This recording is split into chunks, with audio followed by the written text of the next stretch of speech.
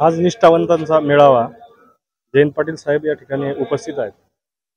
या ठिकाणी आम्ही तसं लोकसभा मतदारसंघ दिंडोरी या ठिकाणी महाविकास आघाडीचे खासदार माननीय बागरे सर या ठिकाणी महाविकास आघाडीकडून उमेदवारी करत होते। त्यांना आम्ही सर्वांनी मदत करून चांगल्या प्रकारे निवडून आणलं, चांगल्या मतांनी निवडून आणलं। या ठिकाणी आमची सुरुवात, माझी तरी स्वतःची सुरुवात आदरणीय पवार साहेब यांच्या राजकारणातूनच पुढे मी आलेलो आहे। पवार साहेबांचे विचार माझ्यात आहेत, मी त्या पद्धतीनेच चालतो आणि महाविकास आघाडी म्हणूनच आम्ही या ठिकाणी काम करतो। झालं पाहिजे विधानसभेच्या दृष्टीने तरी साहेबांनी पवार साहेबांच्या व्यासपीठावर आलं पाहिजे।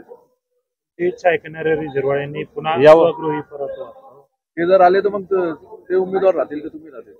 नाही, उमेदवार आम्ही आधी समजा आम्ही पक्षाचं लोकसभेमध्ये काम करून एवढं कष्ट घेऊन आधी आमचा विचार व्हावा असंच आमचं मत आहे।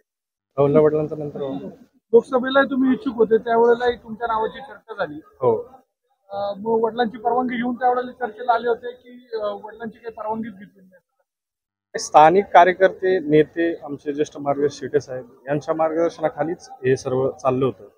परंतु भगरे सर एक निष्ठावंत कार्यकर्ता आणि त्यांनी जबाबदारी पक्षाचे तालुका अध्यक्ष म्हणून सदस्य पण होते, त्याच्यामुळे मतदारसंघात त्यांचं बऱ्यापैकी नाव पण होतं। त्याच्यामुळे आम्ही त्यांच्या बरोबर राहूनच त्यांचं काम करून चांगल्या प्रकारे जयंत पाटील यांची भेट घेतली का? काय म्हणतात?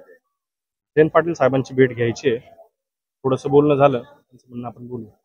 भेट का घ्यायची? तुम्ही पक्षात नव्हते का? आता प्रवेश घेणाऱ्या पक्षात काय? नाही, पाठीमागे मी होतोच ना, मागे आपण बातमी बघितलंच का मी पवार साहेबांच्या लोकसभेचा उमेदवार म्हणून त्या ठिकाणी इच्छुक होतो।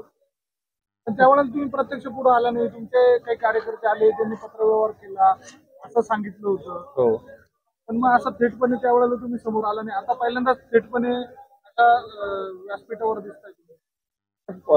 जनतेचं आणि सगळ्याच आमच्या कार्यकर्त्यांचं ठरलं होतं का भगरे सरांबरोबरच आपल्याला राहायचं आहे।